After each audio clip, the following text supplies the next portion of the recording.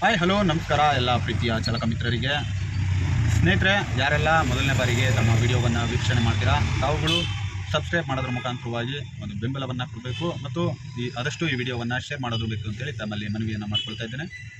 ಸ್ನೇಹಿತರೆ, ಇವತ್ತಿನ ಮಹಾರಾಷ್ಟ್ರ ಬೈಕ್ ಟ್ಯಾಕ್ಸಿಯ ವಿರುದ್ಧವಾಗಿ ಪ್ರಬಲವಾಗಿ ಅಸ್ತ್ರವನ್ನು ಪ್ರಯೋಗ ಮಾಡ್ತಿರುವಂತಹ ಮಹಾರಾಷ್ಟ್ರ ಸರ್ಕಾರ.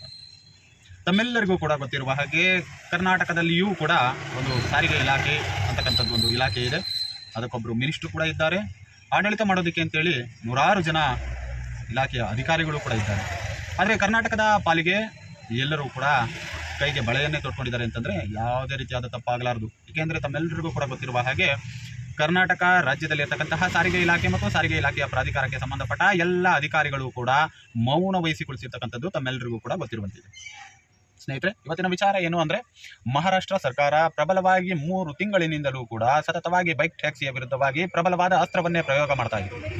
ಅದೇ ರೀತಿ ನಿನ್ನೆಯೂ ಕೂಡ ಒಂದು ದೊಡ್ಡ ಮಟ್ಟದ ಕಾರ್ಯಾಚರಣೆಯನ್ನು ಮಾಡಿ RTO ಮುಖಾಂತರವಾಗಿ ದೂರನ್ನು ಸಲ್ಲಿಸಿ ನೇರವಾಗಿ ರೂಪೇನ್ ಟೆಕ್ನಾಲಜೀಸ್ ಪ್ರೈವೇಟ್ ಲಿಮಿಟೆಡ್ ರ್ಯಾಪಿಡೋ ಸಂಸ್ಥೆಯ ಸಂಸ್ಥಾಪಕರಿಗೆ ಒಂದು ಕಂಪ್ಲೇಂಟನ್ನು ದಾಖಲು ಮಾಡಿರ್ತಕ್ಕಂಥದ್ದು ಒಂದು ರೀತಿಯಲ್ಲಿ ಅಲ್ಲಿನ ಚಾಲಕರುಗಳಿಗೆ ಮತ್ತು ಕಂಪನಿಗೆ ನಡುಕವನ್ನು ಹುಟ್ಟಿರ್ತಕ್ಕಂಥದ್ದು ಸತ್ಯ.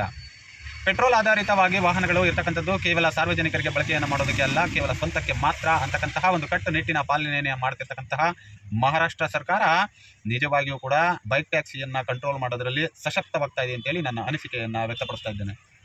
ಮಹಾರಾಷ್ಟ್ರದ ಸಾರಿಗೆ ಇಲಾಖೆಯಲ್ಲಿ ಅನುಮತಿಯನ್ನೇ ಪಡೆಯದೆ ನೇರವಾಗಿ ಸಾರ್ವಜನಿಕರ ವಾಹನಗಳನ್ನು ಸಾರ್ವಜನಿಕರ ಸೇವೆಗೆ, ಅದರಲ್ಲೂ ವೈಟ್ ಬೋರ್ಡ್ ವಾಹನಗಳನ್ನು ಬಳಕೆಯನ್ನು ಮಾಡ್ತಿರೋದ್ರ ವಿರುದ್ಧವಾಗಿ RTO ಮತ್ತು RTAಗಳು ಸೇರಿಕೊಂಡು ನಾಗ್ಪುರದಲ್ಲಿ ದೂರನ್ನು ದಾಖಲಿಸಿದ್ದಾರೆ. ಅದು ರೂಪೇನ್ ಟೆಕ್ನಾಲಜೀಸ್ ಪ್ರೈವೇಟ್ ಲಿಮಿಟೆಡ್ನ ರ್ಯಾಪಿಡೋ ಸಂಸ್ಥೆಯ ಸಂಸ್ಥಾಪಕರಿಗೇ ದೂರು ದಾಖಲಾಗಿದೆ.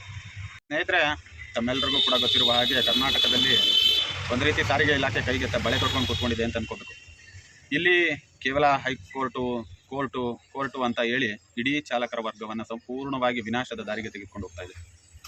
ಮಹಾರಾಷ್ಟ್ರ ಭಾರತದ ಒಳಗಡೆನೇ ಇದ್ದರೂ ಕೂಡ, ಆದರೆ ಇಲ್ಲಿನ ಕಾನೂನಿಗೂ ಅಲ್ಲಿನ ಕಾನೂನಿಗೂ ಏನಾದರೂ ಅಜಗಜಾಂತರ ವ್ಯತ್ಯಾಸಗಳಿದೆಯಾ ಅಂತ ಒಂದು ಸೂಕ್ಷ್ಮವಾಗಿ ಗಮನಿಸಿದಾಗ ತಮಗನ್ಸೋದು, ಮಹಾರಾಷ್ಟ್ರ ಸರ್ಕಾರ ಈಗ ಬೈಕ್ ಟ್ಯಾಕ್ಸಿಗಳಿಗೆ ಸಂಬಂಧಪಟ್ಟಂತೆ ಎಲೆಕ್ಟ್ರಿಕ್ ವಾಹನಗಳನ್ನು ಬಳಕೆ ಮಾಡೋದಕ್ಕೆ ಅನುಮತಿ ಕೊಟ್ಟಿರತಕ್ಕಂಥದ್ದು ಮತ್ತು ಕಂಪನಿಗಳು ಒಂದು ರೀತಿ ಶತಾಯ ಗತಾಯ ನಾವು ವೈಟ್ ಬೋರ್ಡ್ ವಾಹನಗಳನ್ನೇ ಪೆಟ್ರೋಲ್ ಆಧಾರಿತ ವಾಹನಗಳನ್ನೇ ಸರ್ವಿಸ್ ಕೊಡ್ತೀವಿ ಅಂತಕ್ಕಂತಹ ಒಂದು ಜಿದ್ದಾಜಿದ್ದಿಗೆ ಬಿದ್ದಿರತಕ್ಕಂತಹ ಸಂಸ್ಥೆಗಳು ಇದಕ್ಕೆ ಸರಿಯಾದ ರೀತಿಯಲ್ಲಿ ಮಹಾರಾಷ್ಟ್ರ ಸರ್ಕಾರದ ಸಚಿವರು ಮತ್ತು RTO ಇಲಾಖೆಯ ಅಧಿಕಾರಿಗಳು ಕಠಿಣವಾದಂತಹ ಕಾನೂನುಗಳ ಮುಖಾಂತರವಾಗಿ ಒಂದು ಪ್ರಬಲವಾದ ಅಸ್ತ್ರವನ್ನು ಪ್ರಯೋಗ ಮಾಡ್ತಾ ಇದ್ರು. ಆದರೆ ನಿನ್ನೆ ನಾಗ್ಪುರದಲ್ಲಿ ಸಂಸ್ಥೆಯ ಸಂಸ್ಥಾಪಕರಿಗೇ ಒಂದು ಪ್ರಕರಣವನ್ನು ದಾಖಲಾಗಿರ್ತಕ್ಕಂಥದ್ದು ಮುಂದಿನ ದಿನಗಳಲ್ಲಿ ಮಹಾರಾಷ್ಟ್ರಕ್ಕೆ ಸಂಬಂಧಪಟ್ಟ ಎಲ್ಲ ಬೈಕ್ ಟ್ಯಾಕ್ಸಿ ಸಂಪೂರ್ಣವಾಗಿ ನಾಶವಾಗುತ್ತಾ ಅಂತ ಕಾದು ನೋಡಬೇಕಾಗುತ್ತೆ.